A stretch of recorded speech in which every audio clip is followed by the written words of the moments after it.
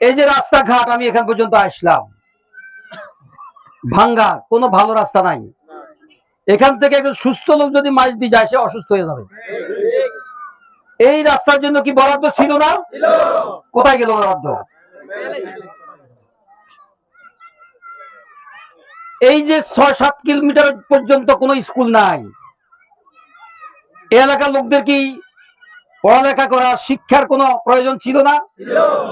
সরকার কি আছে না নাই? আছে। এসব বিষয়ে কি কোনো নজর আছে? আমি কথাগুলো কেন প্রশ্ন করলাম? জামাত ইসলামী ওই দল, যে দল এখনো ক্ষমতা কখনো যায় নাই।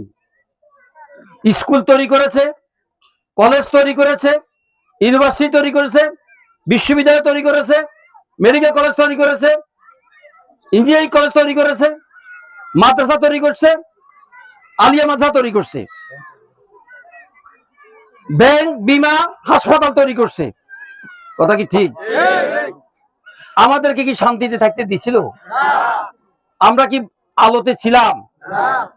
হয় জেলখানা ছিলাম, অথবা আয়না ঘরে ছিলাম, অথবা রিমান্ডে ছিলাম, কিন্তু আমরা কোনো কার্যক্রম বন্ধ করি নাই। এইসব জিনিসগুলো আমাদের থেকে বেদখল করে নেওয়া গেছে, আমাদের থেকে হাইজ্যাক করে নিয়ে গেছে, ডাকাতি করে নিয়ে গেছে, নিয়ে আমাদের ব্যাংক থেকে হাজার হাজার কোটি টাকা দেশের বাইরে নিয়ে গেছে। ওই ব্যাংকটাকে দেউলিয়া করে ফেলছে।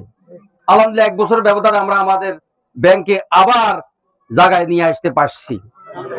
এটার কারণ হলো আমাদের কাছে কিছু শত যোগ্য লোক আছে। এই শত যোগ্য লোকগুলো যদি ক্ষমতায় আসে, এমপি হয়, মন্ত্রী হয়, সচিব হয়, তাহলে কি জাতির উপকার হবে না অপকার হবে? তখন কি দুর্নীতি থাকবে? এই রাস্তা করার জন্য কি আমার পকেটে বসে লাগবে? না। সরকার যে বরাদ্দ দেয়, ওই বরাদ্দটা দুর্নীতি না করে যদি কাজে লাগানো হয়, 100 বছর একটা রাস্তা নষ্ট হবে না। এখন কি হয়? স্কুল তৈরি করা হয়, 4 তলা বিল্ডিং করা হয়, কি দি বানায়? রডের পরিবর্তে কি দেওয়া হয়? বাঁশ দেওয়া হয়। এটা কি নিয়ম? এটার জন্য কোনো বিচার আছে? নাই। বিচার ব্যবস্থাও নাই।